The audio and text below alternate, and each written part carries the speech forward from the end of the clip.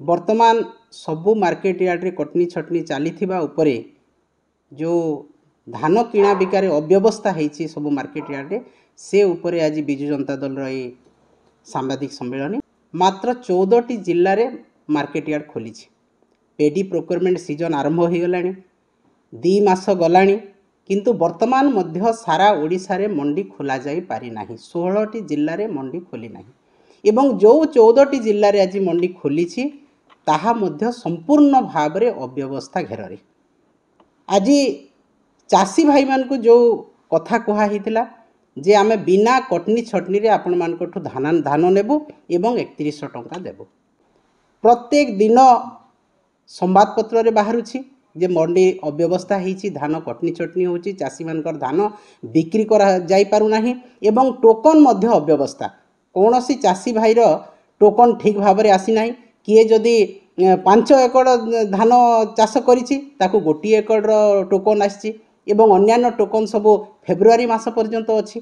तो सही अव्यवस्था चली मंडी रे किंतु कृषि मंत्री कहउछंती जे नाई कटनी छटनी नाही कौन सी चाषी मते एपर्यंत कही नाहंती चाषी भाई मान को अनुरोध आपण माने कहंतो माननीय केंद्र मंत्री धर्मेंद्र प्रधान जेतेबेले आसीतिले संबलपुर गस्त करी से कहिछंती जे मंडी रे अव्यवस्था चालुछि किंतु संपूर्ण भाव में उदासीन से अव्यवस्था प्रति एवं से कहिछंती जे आमे आसिलु तुरंत सरकार कलु सरकार परे आमे पॉलिसी कलु धान किनिबा पई तांकर अकाउंट सब ठीक कलु एई भितरे आमे आउ धान को व्यवस्थित करि पारलु नै से मानि छंती किंतु एई पी पास सिस्टम सीधा सड़क भाव में चाषीर अकाउंट को पैसा जीवा कथा टोकन माध्यम रे धान बिक्री ए सबू पी पास रो जो व्यवस्थित कथा दीर्घ 8 वर्ष है नवीन पट्टनायक सरकार करथिले एटा नुआ करू नाहंती तांकर टार्गेट केते सरकार कर केते धान वर्तमान किणा हेलानी केते धान किणिबार अछि भाग चाषी माने कोन करछंती किपरि भाव रे अकाउंट रे पैसा पडुची कटनी छटनी केमती होउची मिलर चाल राज चली एवं सरकार कर जानत रे ए सबू कथा जानी मध्य केंद्र मंत्री संपूर्ण भाव में अजाणत रही से आज लोकों को भ्रमात्मक कथा कहिसंती जहाँ विजु जनता दल संपूर्ण भाव में निंदा करुछि प्रतिवाद करुछि खंडन करुछि 83% चाउल एपर्यंत जाई सारी थे एवं वर्तमान पर्यंत आपण माने देखंतु केंद्र सरकार डबल इंजिन सरकार कहउछंती मात्र 48% चाउल जाइछि मिल मान को चाउल संरक्षण होकर अच्छी एपर्यंत एफसीआई ताको उठे नांती एवं धान किणारे सेतिपाई आज अव्यवस्था लगी रही सेटा मध्य गोटे कारण ए पर्यंत डिसेम्बर शेष सुधा विगत दिन रे नवीन पट्टनायक सरकार 43,000 मेट्रिक टन बरगढ़ जिल्ला किनी 43,000 क्विंटाल 43,33,000 क्विंटाल धान बरगढ़ जिल्ला किनी एवं वर्तमान बीजेपी सरकार केते किनी जे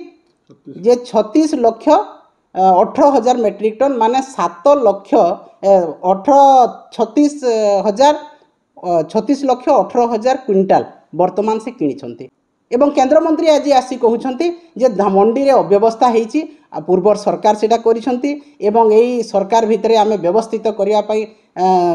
चाहूचु किंतु आमे सबु करिछु किंतु करि पारिनु एपर्यंत आपण माने देखंतु से माने प्रोक्योरमेंट पॉलिसी कले तापरे कैबिनेट रे पास हला एवं जेतेबेले डीएलपीसी रे सबु कथा गोटे जिल्लार समस्त धान किणा बिकार पॉलिसी जेतेबेले सरकार को सरला परे गोटे डीएलपीसी रे पास करा जाए किंतु वर्तमान डीएलपीसी कौन करा हला जेते चाषी नेता माने थिले जो माने पूर्वरु सरकार को उपदेश दौतिले डीएलपीसी रे गोटे जिल्लार धान प्रोक्योरमेंट किपरि भाव रे सुव्यवस्थित हबो सेही कथा से माने बुझुतिले किंतु ए वर्ष डीएलपीसी रे सेही चाषी नेता माननकु बाहर कर दिया आइछि एवं जो माने भारतीय जनता पार्टी को सपोर्ट करिवे सेही भलिया चाषी को आनिकी सेठी चाषी तो कहा जीवनी तांकर नेता को आनिकी से डीएलपीसी मीटिंग रे तांको सदस्य भाव रे ग्रहण करा जाइछि फलत प्रकृत चाषी मानकर कौन असुविधा रही प्रकृत चाषी माने कौन सुविधा हेले से माने व्यवस्थित ढंग से धान बिक्री करें एटा संपूर्ण भाव में बंद हो गला तो सरकार कौन चाहिए सरकार चाहिए तांकर किछि नेता को खुश करिवे डीएलपीसी कमिटी रे रखिबे एवं प्रकृत चाषी नेता को बाहर कर देकी ଚାଷୀଙ୍କର ଦୁଃଖ ସେମାନେ ଶୁଣିବାକୁ ମଧ୍ୟ ପ୍ରସ୍ତୁତ ନୁହନ୍ତି। ତେଣୁ ଆଜି ଅବ୍ୟବସ୍ଥା ହେଇଛି। କେବେ ଟୋକନ ଆସିଲେ ଠିକ୍ ହେବ, କେବେ ମାର୍କେଟ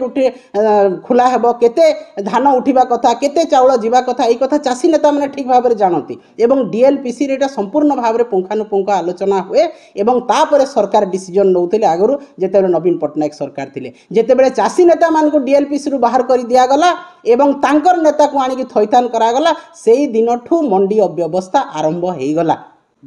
ମାନ୍ୟବର କେନ୍ଦ୍ରମନ୍ତ୍ରୀ କହିଛନ୍ତି ଯେ ମଣ୍ଡିରେ ଅବ୍ୟବସ୍ଥା ଚାଲିଛି, ତ ସେଥିପାଇଁ ଦାୟୀ କିଏ? ବିଗତ 6 ମାସ ହେଲାଣି ରାଜ୍ୟରେ ସରକାର ପରିବର୍ତ୍ତନ ହେଲାଣି ଏବଂ ଏଇ କିଛି ଦିନ ଭିତରେ 2 ମାସ ପୂର୍ବରୁ ରାଜ୍ୟ ସରକାର ଧାନ ସଂଗ୍ରହ ନୀତି ଜାରି କଲେ, SOP ଜାରି କଲେ ତା ପାଇଁ ଏବଂ ସେ ଅନୁସାରେ ରାଜ୍ୟ ସରକାର ଧାନ କିଣା ବିକା ପ୍ରକ୍ରିୟାକୁ ଗଲେ। ବିଗତ ସରକାର ପରିବର୍ତ୍ତନ ହେଲା ସମୟରେ, ଯେତେବେଳେ ଜୁନ୍ ମାସରେ ସରକାର ପରିବର୍ତ୍ତନ ହେଲା, ସେ ସମୟରେ ମଧ୍ୟ ଧାନ କିଣା ବିକା ପ୍ରକ୍ରିୟା ଆରମ୍ଭ ହୋଇସାରିଥିଲାଣି ଏବଂ ସେ ସମୟରେ ଧାନ କିଣା ବିକା ସରିଲା ପରେ ରାଜ୍ୟ ସରକାର କୌଣସି ପ୍ରକାର ତତ୍ପରତା ପ୍ରକାଶ କଲେ ନାହିଁ ବୋଲି ଆଜି ଧାନ କିଣା ବିକା ପ୍ରକ୍ରିୟା ସମ୍ପୂର୍ଣ୍ଣ ରୂପରେ ରାଜ୍ୟ ସରକାର ଯେଉଁଟା ସଠିକ୍ ଭାବରେ କରିବା କଥା ସମ୍ପୂର୍ଣ୍ଣ ରୂପରେ ଫେଲ୍ ମାରିଛନ୍ତି। ମୁଁ ବିଶେଷ କଥା କହିବି ନାହିଁ, ଆପଣମାନଙ୍କୁ 2-3ଟା ତଥ୍ୟ ଦେବାକୁ ଚାହୁଁଛି। ମାନ୍ୟବର କେନ୍ଦ୍ରମନ୍ତ୍ରୀ ଦୟାପୂର୍ବକ ଯେତେବେଳେ କୌଣସି ପ୍ରକାର ମିଡ଼ିଆରେ ବାଇଟ୍ ଦେଉଛନ୍ତି, ମୁଁ ତାଙ୍କୁ ବିନମ୍ର ଅନୁରୋଧ କରିବି ସେ ତଥ୍ୟଭିତ୍ତିକ ବାଇଟ୍ ଦେବା କଥା। ଯେହେତୁ ଗୋଟେ କେନ୍ଦ୍ର ସରକାର ଦୀର୍ଘ 11 ବର୍ଷ ଧରିକି ସେ ମନ୍ତ୍ରୀ ରୂପେ କାର୍ଯ୍ୟ କରିକି ଆସିଲେଣି। ଆମର ପ୍ରଥମ କଥା ହେଉଛି ଗତ ବର୍ଷ 78 ଲକ୍ଷ ମେଟ୍ରିକ୍ ଟନ୍ ଧାନ କିଣାବିକା ହେଇଥିଲା। ଚଳିତ ବର୍ଷ କିନ୍ତୁ ଦୁଃଖର କଥା, ମାନ୍ୟବର ମନ୍ତ୍ରୀଙ୍କ ପାଖରେ ତଥ୍ୟ ନାହିଁ। ସେ କହିଲେ 30 ଲକ୍ଷ ମେଟ୍ରିକ୍ ଟନ୍ ଧାନ କିଣାବିକା ହେବ ଏବଂ ସେଥିରୁ ଆମେ 16 ଲକ୍ଷ ମେଟ୍ରିକ୍ ଟନ୍ କିଣି ସାରିଲୁଣି ବୋଲିକିରି। ଏଥିରୁ ବଢ଼ିକି ଆଉ ମାନେ ଭ୍ରମାତ୍ମକ କଥା ସେ ଓଡ଼ିଶାବାସୀଙ୍କ ପାଖରେ, ଚାଷୀ ଭାଇଙ୍କ ପାଖରେ ଯେଉଁ ରଖୁଛନ୍ତି, ଏଇଟା ଗୋଟେ ଦୁର୍ଭାଗ୍ୟପୂର୍ଣ୍ଣ ଘଟଣା। ଦ୍ୱିତୀୟ କଥା ହେଲା ଯେ ଧାନ କିଣା ବିକା ପ୍ରକ୍ରିୟାକୁ ବ୍ୟାଙ୍କ ଖାତା ଏବଂ ଅନ୍ୟାନ୍ୟ ସିଷ୍ଟମ୍କୁ ଆମେ ଅପଗ୍ରେଡ୍ କରୁଛୁ ବୋଲିକିରି ଯାହା ଯାହା ସିଷ୍ଟମ୍ ନବୀନ ପଟ୍ଟନାୟକ ସରକାର ସମୟରେ ଚାଲୁଥିଲା, ସେହି ଧାନ କିଣା ବିକା ସେହି PPAS ଜରିଆରେ ହେଉଛି, ବ୍ୟାଙ୍କ ଆକାଉଣ୍ଟ ଜରିଆରେ ହେଉଛି ଏବଂ ଆକାଉଣ୍ଟକୁ ପଇସା ଆସିବାଟା ଦୀର୍ଘ 8ରୁ 10 ବର୍ଷ ହେଲାଣି ଚାଷୀ ଭାଇଙ୍କର ଆକାଉଣ୍ଟକୁ ପଇସା ଆସୁଛି ଧାନ କିଣା ବିକା ସରିଲା ପରେ। ଏବଂ ସବୁଥିରୁ ଗୁରୁତ୍ୱପୂର୍ଣ୍ଣ କଥା ହେଉଛି ଯେ କେନ୍ଦ୍ରମନ୍ତ୍ରୀ ଗୋଟେ ମିଛୁଆ ମନ୍ତ୍ରୀ, এটা ରାଜ୍ୟର ସମସ୍ତେ ଜାଣନ୍ତି। ବିଗତ ନିର୍ବାଚନର ଅବ୍ୟବହିତ ପୂର୍ବରୁ ଯେତେବେଳେ ନବୀନ ପଟ୍ଟନାୟକ ଘୋଷଣା କଲେ ଆମର ମ୍ୟାନିଫେଷ୍ଟୋରେ ଯେ 100 ୟୁନିଟ୍ ବିଜୁଳି ଫ୍ରି ନବୀନ ପଟ୍ଟନାୟକଙ୍କ ସରକାର ହେଲେ ଦିଆହେବ ବୋଲିକିରି, ସେ ସାଙ୍ଗେ ସାଙ୍ଗେ ଗୋଟେ ବିଭିନ୍ନ ନିର୍ବାଚନୀ ସଭାରେ କହିଲେ ଛାଡ଼ ହଉ ନବୀନ କ'ଣ ଦେବ, ମୋଦି ଦେବ ବୋଲିକିରି 300 ୟୁନିଟ୍। କୁଆଡ଼େ ଗଲା ସେ 300 ୟୁନିଟ୍? ମାନ୍ୟବର କେନ୍ଦ୍ରମନ୍ତ୍ରୀ ଦୟାପୂର୍ବକ ନିଜର କଥା ଯାହା ତାଙ୍କ ପାଖରେ ଯଦି ସେ ଭିଡ଼ିଓ ନାହିଁ, ମୁଁ ପଠାଇଦେବି ତାଙ୍କ ପାଖକୁ ଭିଡ଼ିଓ, ସେ ଭିଡ଼ିଓରେ ଦେଖନ୍ତୁ ସେ କ'ଣ କହିଥିଲେ ଯେ